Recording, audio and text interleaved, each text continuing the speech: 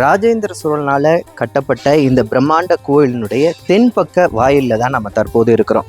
இந்த தென்பக்க வாயிலில் பார்த்தீங்கன்னா இந்த கஜலட்சுமியினுடைய சிலை இருக்குது. பார்த்தீங்கன்னா லக்ஷ்மி இரண்டு கரங்களிலும் இந்த தாமரை வெண்தாமரை வச்சுட்டு அமர்ந்த நிலையில் அவங்க இருக்கிறத நம்ம பார்க்க முடிகிறது.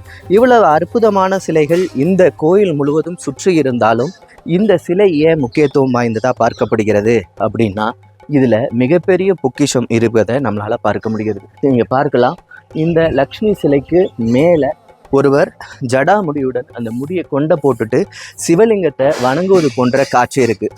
இதுவர் தான் இந்த கோயிலை நிர்மாணித்த ராஜேந்திர சோழனுடைய சிலை.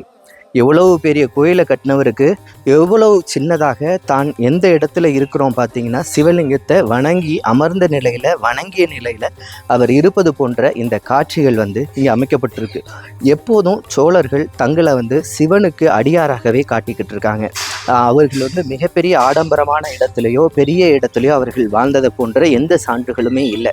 ஆனால் அவர்கள் கட்டிய கோயில்கள் தான் அவர்கள் மிகவும் பிரம்மாண்டமாகவும் அவர்கள் செய்த அந்த சிவன் கோயிலுக்கான நிறைய கட்டியவை தான் அவங்க சிவபக்தர்களாக காட்டப்படுகிறது. அது மாதிரி தான் இந்த ராஜேந்திரனுடைய சிலையும் பார்த்தீங்கன்னா, இவ்வளோ பிரம்மாண்டமான கோயில் கட்டிய ராஜேந்திர சோழன் தனக்கு ஒரு சிறிய இடத்துல அவர் வணங்குவது போன்ற ஒரு சிறிய காட்சி அமைக்கப்பட்டிருக்கு. மிகவும் தத்ரூபமாக இருக்கும். பார்த்தீங்கன்னா, அவர் வணங்குவது போன்றும் சிவலிங்கம் மிகவும் அந்த இரு பக்கமும் விளக்குகள் அமைக்கப்பட்டு சிவலிங்கத்துக்கு மாலை போடப்பட்டிருக்கிறதையும் அந்த காட்சியில் இருக்குது. அவர் முடியை கொண்ட போட்ட நிலையில் இருக்கிறதையும் மிக தத்ரூபமாக பார்க்க முடிகிறது.